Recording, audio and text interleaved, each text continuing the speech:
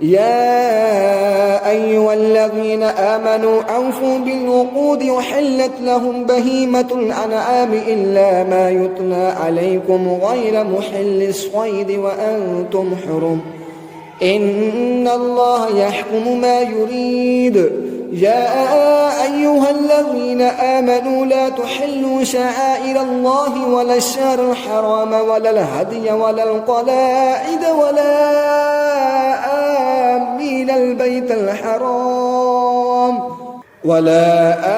آمين البيت الحرام يبتغون فضلا من ربهم ورضوانا وإذا حللتم فاصطادوا ولا يجرمنكم شنآن قوم أن صدوكم عن المسجد الحرام أن تعتدوا وتعاونوا على البر والتقوى ولا تعاونوا على الإثم والعدوان واتقوا الله إن الله شديد العقاب. حرمت عليكم الميتة والدم ولحم الخنزير وما أهل لغير الله به والمنخنقة والموقوذة والمتردية والنطيحة وما أكل السبع إلا ما ذكيتم وما ذبح على النصب وأن تستقسموا بالأزلام ذلكم فسق. اليوم يئس الذين كفروا من دينكم فلا تخشوهم واخشوني اليوم أكملت لكم دينكم وأتممت عليكم نعمتي ورضيت لكم الإسلام دينا فمن اضطر في مخمصة غير متجانف لإثم فإن الله غفور رحيم. يسألونك ماذا أحل لهم قل أحل لكم الطيبات وما علمتم من الجوارح مكلبين تعلمونهن مما علمكم الله فكلوا مما أمسكنا عليكم واذكروا اسم الله عليه واتقوا الله إن الله سريع الحساب. اليوم أحل لكم الطيبات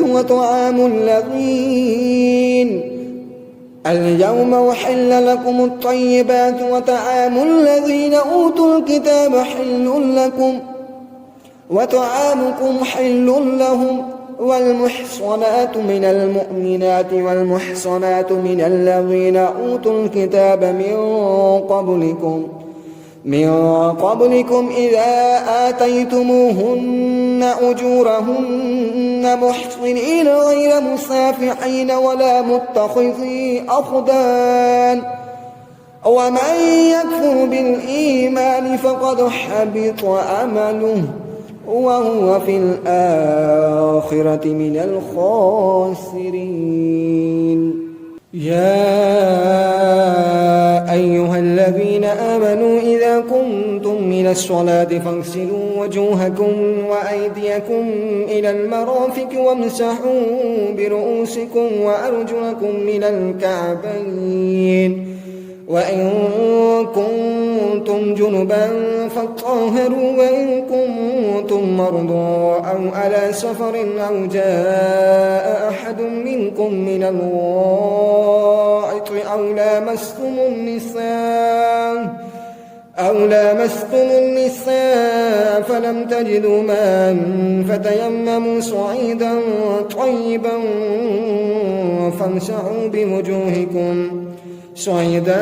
طيبا فامسحوا بوجوهكم وأيديكم منه ما يريد الله ليجعل عليكم من حرج ولكن يريد ليطهركم وليتم نعمته عليكم لعلكم تشكرون. واذكروا نعمة الله عليكم وميثاقه الذي واثقكم به إن كنتم سمعنا وأطعنا واتقوا الله إن الله عليم بذات الصدور. يا أيها الذين آمنوا كونوا قوامين لله شهداء بالقسط ولا يجرمنكم شنآن قوم على أن لا تعدلوا اعدلوا هو أقرب للتقوى واتقوا الله إن الله خبير بما تعملون. وعد الله الذين آمنوا وعملوا الصالحات لهم مغفرة وأجر عظيم والذين كفروا وكذبوا بآياتنا أولئك أصحاب الجحيم. يا أيها الذين آمنوا اذكروا نعمة الله عليكم إذ هم قوم أن يبسطوا إليكم أيديهم فكف أيديهم عنكم واتقوا الله وعلى الله فليتوكل المؤمنون. ولقد أخذ الله ميثاق بني إسرائيل وبعثنا منهم 12 نقيبا وقال الله إني معكم لئن أقمتم الصلاة وآتيتم الزكاة وآمنتم برسلي وعزرتموهم وأقرضتم الله قرضا حسنا لأكفرن عنكم سيئاتكم ولأدخلنكم جنات تجري من تحتها الأنهار فمن كفر بعد ذلك منكم فقد ضل سواء السبيل. فبما نقضهم ميثاقهم لعناهم وجعلنا قلوبهم قاسية يحرفون الكلم عن مواضعه ونسوا حظا مما ذكروا به ولا تزال تطلع على خائنة منهم إلا قليلا منهم فاعف عنهم واصفح إن الله يحب المحسنين. ومن الذين قالوا إنا نصارى أخذنا ميثاقهم فنسوا حظا مما ذكروا به فأغرينا بينهم العداوة والبغضاء إلى يوم القيامة وسوف ينبئهم الله بما كانوا يصنعون. يا أهل الكتاب قد جاءكم رسولنا يبين لكم كثيرا مما كنتم تخفون من الكتاب ويعفو عن كثير قد جاءكم من الله نور وكتاب مبين يهدي به الله من اتبع رضوانه سبل السلام ويخرجهم من الظلمات إلى النور بإذنه ويهديهم إلى صراط مستقيم. لقد كفر الذين قالوا إن الله هو المسيح ابن مريم قل فمن يملك من الله شيئا إن أراد أن يهلك المسيح ابن مريم وأمه ومن في الأرض جميعا ولله ملك السماوات والأرض وما بينهما يخلق ما يشاء والله على كل شيء قدير. وقالت اليهود والنصارى نحن أبناء الله وأحباؤه قل فلم يعذبكم بذنوبكم بل أنتم بشر ممن خلق يغفر لمن يشاء ويعذب من يشاء ولله ملك السماوات والأرض وما بينهما وإليه المصير. يا أهل الكتاب قد جاءكم رسولنا يبين لكم على فترة من الرسل أن تقولوا ما جاءنا من بشير ولا نذير فقد جاءكم بشير ونذير والله على كل شيء قدير. وإذ قال موسى لقومه يا قوم اذكروا نعمة الله عليكم إذ جعل فيكم أنبياء وجعلكم ملوكا وآتاكم ما لم يؤت أحدا من العالمين. يا قوم ادخلوا الأرض المقدسة التي كتب الله لكم ولا ترتدوا على أدباركم فتنقلبوا خاسرين. قالوا يا موسى إن فيها قوما جبارين وإنا لن ندخلها حتى يخرجوا منها فإن يخرجوا منها فإنا داخلون. قال رجلان من الذين يخافون أنعم الله عليهم ادخلوا عليهم الباب فإذا دخلتموه فإنكم غالبون وعلى الله فتوكلوا إن كنتم مؤمنين. قالوا يا موسى إنا لن ندخلها أبدا ما داموا فيها فاذهب أنت وربك فقاتلا إنا هاهنا قاعدون. قال رب إني لا أملك إلا نفسي وأخي فافرق بيننا وبين القوم الفاسقين. قال فإنها محرمة عليهم 40 سنة يتيهون في الأرض فلا تأس على القوم الفاسقين. واتل عليهم نبأ ابني آدم بالحق إذ قربا قربانا فتقبل من أحدهما ولم يتقبل من الآخر قال لأقتلنك قال إنما يتقبل الله من المتقين. لئن بسطت إلي يدك لتقتلني ما أنا بباسط يدي إليك لأقتلنك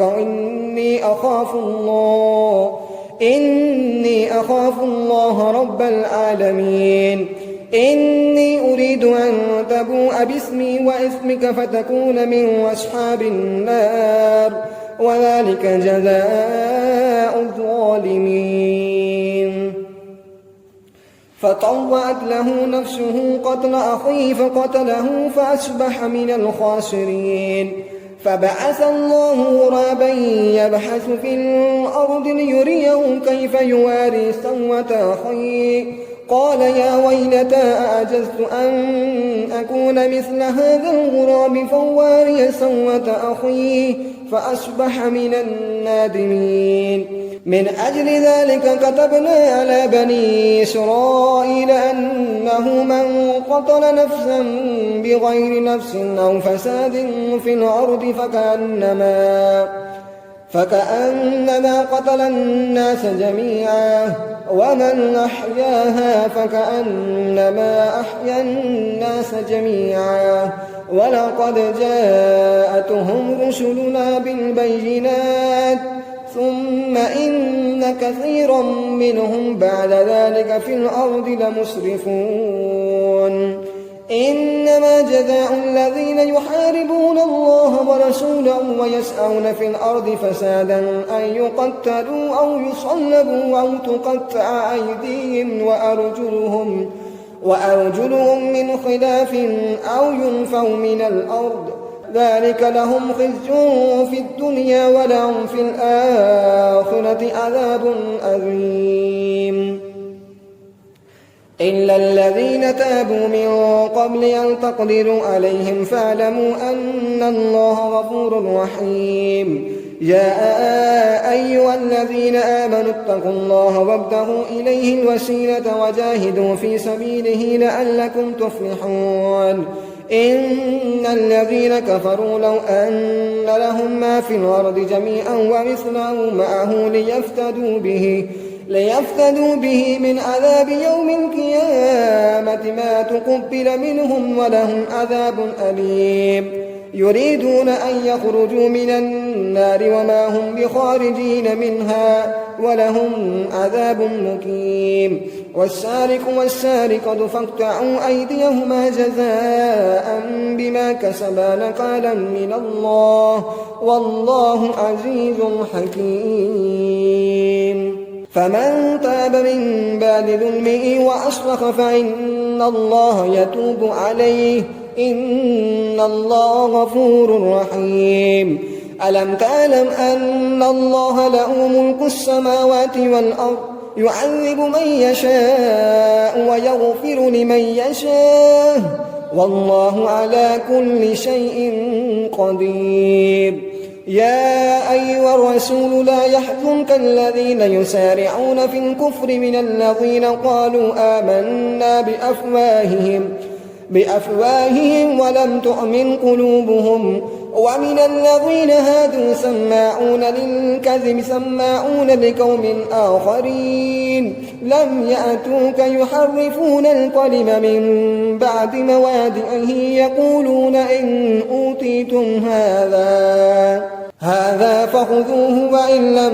تؤتوا فاحذروه ومن يرد الله فتنته فلن تملك له من الله شيئا أولئك الذين لم يرد الله أن يطهر قلوبهم لهم في الدنيا خزي ولهم في الآخرة عذاب أليم سماعون للكذب أكالون للسحت فإن جاءوك فاحكم بينهم أو أعرض عنهم وإن تعرض عنهم فلن يضروك شيئا وإن حكمت فاحكم بينهم بالقسط إن الله يحب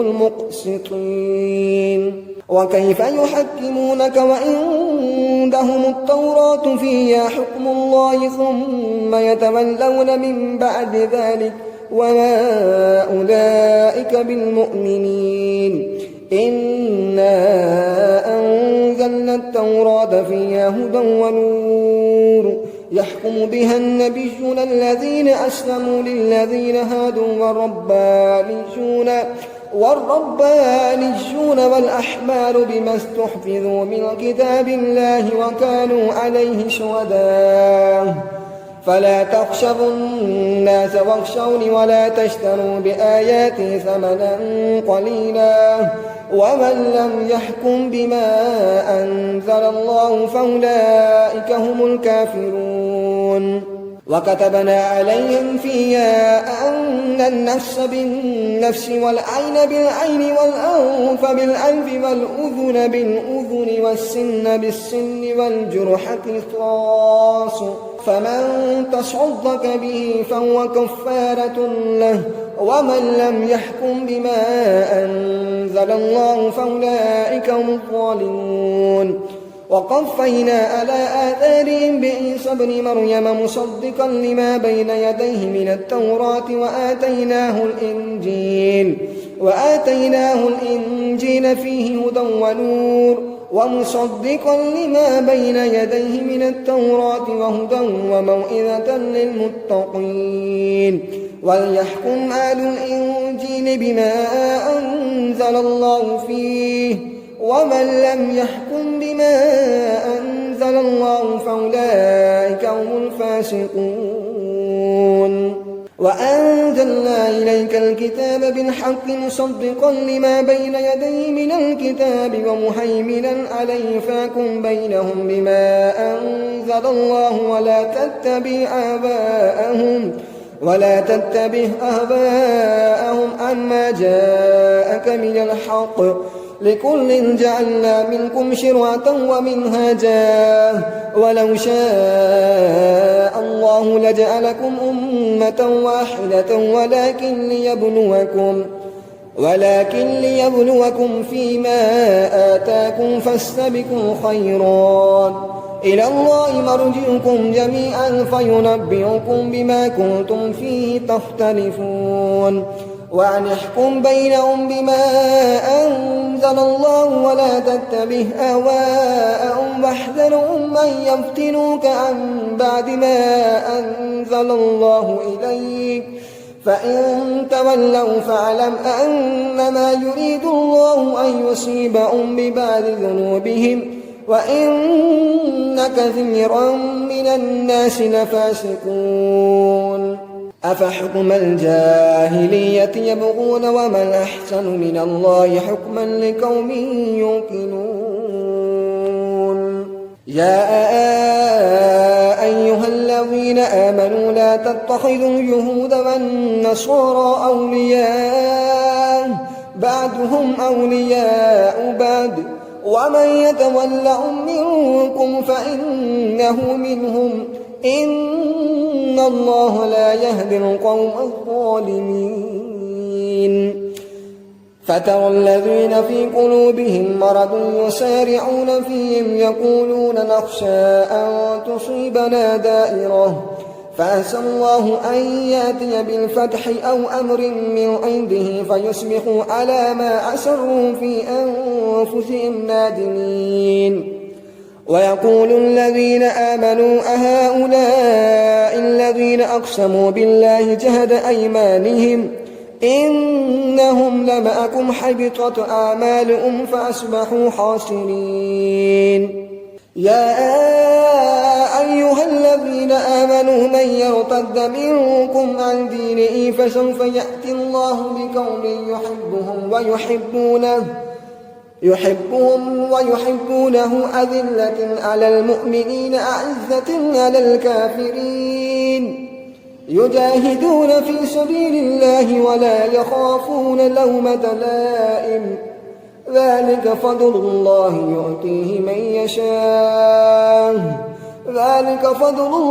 يؤتيه من يشاء والله واسع عليم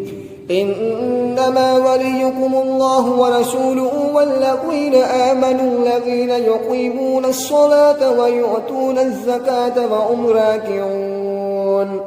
ومن يتول الله ورسوله والذين آمنوا فإن حزب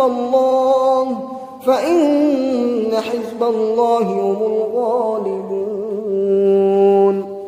يا أيها الذين آمنوا لا تتخذوا الذين اتخذوا دينكم هزوا ولعبا من الذين أوتوا الكتاب من قبلكم والكفار أولياء واتقوا الله إن كنتم مؤمنين وإذا ناديتم إلى الصلاة اتخذوها هزوا ولعبا ذلك بأنهم قوم لا يعقلون قل يا أهل الكتاب هل تنقمون منا إلا أن آمنا بالله وما أنزل إلينا وما أنزل من قبل وأن أكثركم فاسقون قل هل أنبئكم بشر من ذلك مثوبة عند الله من لعنه الله وغضب عليه وجعل منهم القردة والخنازير وعبد الطاغوت أولئك شر مكانا وأضل عن سواء السبيل وإذا جاءوكم قالوا آمنا وقد دخلوا بالكفر وهم قد خرجوا به والله أعلم بما كانوا يكتمون وترى كثيرا منهم يسارعون في الإثم والعدوان وأكلهم السحت لبئس ما كانوا يعملون لولا ينهاهم الربانيون والأحبار عن قولهم الإثم وأكلهم السحت لبئس ما كانوا يصنعون وقالت اليهود يد الله مغلولة غلت أيديهم ولعنوا بما قالوا بل يداه مبسوطتان ينفق كيف يشاء وليزيدن كثيرا منهم ما أنزل إليك من ربك طغيانا وكفرا وألقينا بينهم العداوة والبغضاء إلى يوم القيامة كلما أوقدوا نارا للحرب أطفأها الله ويسعون في الأرض فسادا والله لا يحب المفسدين ولو أن على الكتاب آمنوا واتقوا لكفرنا عنهم سيئاتهم ولأدخلناهم جنات النعيم ولو أنهم أقاموا التوراة والإنجيل وما أنزل إليهم من ربهم لأكلوا من فوقهم ومن تحت أرجلهم منهم أمة مقتصدة وكثير منهم ساء ما يعملون يا أيها الرسول بلغ ما أنزل إليك من ربك وإن لم تفعل فما بلغت رسالته والله يعصمك من الناس إن الله لا يهدي القوم الكافرين قل يا أهل الكتاب لستم على شيء حتى تقيموا التوراة والإنجيل وما أنزل إليكم من ربكم وليزيدن كثيرا منهم ما أنزل إليك من ربك طغيانا وكفرا فلا تأس على القوم الكافرين إن الذين آمنوا والذين هادوا والصابئون والنصارى من آمن بالله واليوم الآخر وعمل صالحا فلا خوف عليهم ولا هم يحزنون لقد أخذنا ميثاق بني إسرائيل وأرسلنا إليهم رسلا كلما جاءهم رسول بما لا تهوى أنفسهم فريقا كذبوا وفريقا يقتلون وحسبوا ألا تكون فتنة فعموا وصموا ثم تاب الله عليهم ثم عموا وصموا كثير منهم والله بصير بما يعملون لقد كفر الذين قالوا إن الله هو المسيح ابن مريم وقال المسيح يا بني إسرائيل اعبدوا الله ربي وربكم إنه من يشرك بالله فقد حرم الله عليه الجنة ومأواه النار وما للظالمين من أنصار لقد كفر الذين قالوا إن الله ثالث ثلاثة وما من إله إلا إله واحد وإن لم ينتهوا عما يقولون ليمسن الذين كفروا منهم عذاب أليم أفلا يتوبون إلى الله ويستغفرونه والله غفور رحيم ما المسيح ابن مريم إلا رسول قد خلت من قبله الرسل وأمه صديقة كانا يأكلان الطعام انظر كيف نبين لهم الآيات ثم انظر أنا يؤفكون قل أتعبدون من دون الله ما لا يملك لكم ضرا ولا نفعا والله هو السميع العليم قل يا أهل الكتاب لا تغلوا في دينكم غير الحق ولا تتبعوا أهواء قوم قد ضلوا من قبل وأضلوا كثيرا وضلوا عن سواء السبيل لئن الذين كفروا من بني إسرائيل على لسان داود وعيسى بن مريم ذلك بما عصوا وكانوا يعتدون كانوا لا يتناهون عن منكر فعلوا لبئس ما كانوا يفعلون ترى كثيرا منهم يتولون الذين كفروا لبئس ما قدمت لهم أنفسهم أن سخط الله عليهم وفي العذاب هم خالدون ولو كانوا يؤمنون بالله والنبي وما أنزل إليه ما اتخذوهم أولياء ولكن كثيرا منهم فاسقون لتجدن أشد الناس عداوة للذين آمنوا اليهود والذين أشركوا ولتجدن أقربهم مودة للذين آمنوا الذين قالوا إنا نصارى ذلك بأن منهم قسيسين ورهبانا وأنهم لا يستكبرون وإذا سمعوا ما أنزل إلى الرسول ترى أعينهم تفيض من الدمع مما عرفوا من الحق يقولون ربنا آمنا فاكتبنا مع الشاهدين وما لنا لا نؤمن بالله وما جاءنا من الحق ونطمع أن يدخلنا ربنا مع القوم الصالحين فأثابهم الله بما قالوا جنات تجري من تحتها الأنهار خالدين فيها وذلك جزاء المحسنين والذين كفروا وكذبوا بآياتنا أولئك أصحاب الجحيم يا أيها الذين آمنوا لا تحرموا طيبات ما أحل الله لكم ولا تعتدوا إن الله لا يحب المعتدين وكلوا مما رزقكم الله حلالا طيبا واتقوا الله الذي أنتم به مؤمنون لا يؤاخذكم الله باللغو في أيمانكم ولكن يؤاخذكم بما أكدتم الأيمان فكفارته إطعام 10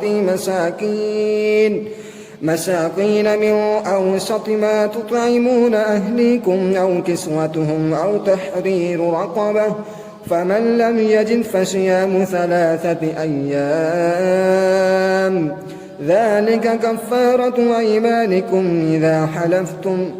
واحفظوا أيمانكم كذلك يبين الله لكم آياته لعلكم تشكرون يا أيها الذين آمنوا إنما الخمر والميسر والأنصاب والأزلام رجس من عمل الشيطان فاجتنبوه لعلكم تفلحون إنما يريد الشيطان أن يوقع بينكم العداوة والبغضاء في الخمر والميسر ويصدكم عن ذكر الله وعن الصلاة فهل أنتم منتهون وأطيعوا الله وأطيعوا الرسول واحذروا فإن توليتم فاعلموا أنما على رسولنا البلاغ المبين ليس على الذين آمنوا وعملوا الصالحات جناح فيما طعموا إذا ما اتقوا وآمنوا وعملوا الصالحات ثم اتقوا وآمنوا ثم اتقوا وأحسنوا والله يحب المحسنين يا أيها الذين آمنوا ليبلونكم الله بشيء من الصيد تناله أيديكم ورماحكم ليعلم الله من يخافه بالغيب فمن اعتدى بعد ذلك فله عذاب أليم يا أيها الذين آمنوا لا تقتلوا الصيد وأنتم حرم ومن قتله منكم متعمدا فجزاء مثل ما قتل من النعم يحكم به ذوى عدل منكم هديا بالغ الكعبة أو كفارة طعام مساكين أو عدل ذلك صياما ليذوق وبال أمره عفى الله عما سلف ومن عاد فينتقم الله منه والله عزيز ذو انتقام. أحل لكم صيد البحر وطعامه متاعا لكم وللسيارة وحرم عليكم صيد البر ما دمتم حرما واتقوا الله الذي إليه تحشرون. جعل الله الكعبة البيت الحرام قياما للناس والشهر الحرام والهدي والقلائد ذلك لتعلموا أن الله يعلم ما في السماوات وما في الأرض وأن الله بكل شيء عليم. اعلموا أن الله شديد العقاب وأن الله غفور رحيم. ما على الرسول إلا البلاغ والله يعلم ما تبدون وما تكتمون. قل لا يستوي الخبيث والطيب ولو أعجبك كثرة الخبيث فاتقوا الله يا أولي الألباب لعلكم تفلحون. يا أيها الذين آمنوا لا تسألوا عن أشياء إن تبد لكم تسؤكم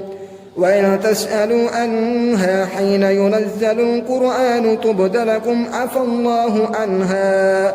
والله غفور حليم. قد سألها قوم من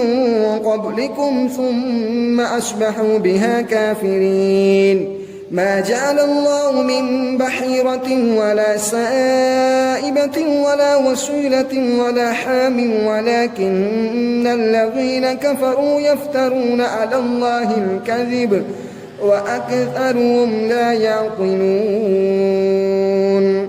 وإذا قيل لهم تعالوا إلى ما أنزل الله وإلى الرسول قالوا حسبنا ما وجدنا عليه آباءنا أولو كان آباؤهم لا يعلمون شيئا ولا يهتدون. يا أيها الذين آمنوا عليكم أنفسكم لا يضركم من ضل إذا اهتديتم إلى الله مرجعكم جميعا فينبئكم بما كنتم تعملون. يا أيها الذين آمنوا شهادة بينكم إذا حضر أحدكم الموت حين الوصية اثنان ذوى عدل منكم أو آخران من غيركم من أنتم ضربتم في الأرض فأصابتكم مصيبة الموت تحبسونهما من بعد الصلاة فيقسمان بالله إن ارتبتم لا نشتري به ثمنا ولو كان ذا قربى ولا نكتم شهادة الله إنا إذا لمن الآثمين. فإن أجر على أنهم استحقا إثما فآخران يقومان مقامهما من الذين استحق عليهم الأوليان فيقسمان بالله لشهادتنا أحق من شهادتهما وما اعتدينا إنا إذا لمن الظالمين. ذلك أدنى أن يأتوا بالشهادة على وجهها أو يخافوا أن ترد أيمان بعد أيمانهم واتقوا الله واسمعوا والله لا يهدي القوم الفاسقين. يوم يجمع الله الرسل فيقول ماذا أجبتم قالوا لا علم لنا إنك أنت علام الغيوب. إذ قال الله يا عيسى ابن مريم اذكر نعمتي عليك وعلى والدتك إذ أيدتك بروح القدس تكلم الناس في المهد وكهلا وإذ علمتك الكتاب والحكمة والتوراة والإنجيل وإذ تخلق من الطين كهيئة الطير بإذني فتنفخ فيها فتكون طيرا بإذني وتبرئ الأكمه والأبرص بإذني وإذ تخرج الموتى بإذني وإذ كففت بني إسرائيل عنك إذ جئتهم بالبينات فقال الذين كفروا منهم إن هذا إلا سحر مبين وإذ أوحيت إلى الحواريين أن آمنوا بي وبرسولي قالوا آمنا واشهد بأننا مسلمون إذ قال الحواريون يا عيسى ابن مريم هل يستطيع ربك أن ينزل علينا مائدة من السماء قال اتقوا الله إن كنتم مؤمنين قالوا نريد أن نأكل منها وتطمئن قلوبنا ونعلم أن قد صدقتنا ونكون عليها من الشاهدين قال عيسى ابن مريم اللهم ربنا أنزل علينا مائدة من السماء تكون لنا عيدا لأولنا وآخرنا وآية منك وارزقنا وأنت خير الرازقين قال الله إني منزلها عليكم فمن يكفر بعد منكم فإني أعذبه عذابا لا أعذبه أحدا من العالمين وإذ قال الله يا عيسى ابن مريم أأنت قلت للناس اتخذوني وأمي إلهين من دون الله قال سبحانك ما يكون لي أن أقول ما ليس لي بحق إن كنت قلته فقد علمته تعلم ما في نفسي ولا أعلم ما في نفسك إنك أنت علام الغيوب ما قلت لهم إلا ما أمرتني به أن اعبدوا الله ربي وربكم وكنت عليهم شهيدا ما دمت فيهم فلما توفيتني كنت أنت الرقيب عليهم وأنت على كل شيء شهيد إن تعذبهم فإنهم عبادك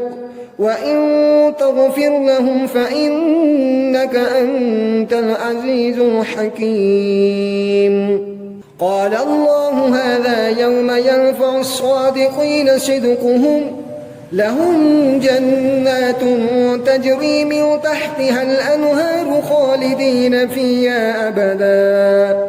رضي الله عنهم ورضوا عنه ذلك الفوز العظيم لله ملك السماوات والأرض وما فيهن وهو على كل شيء قدير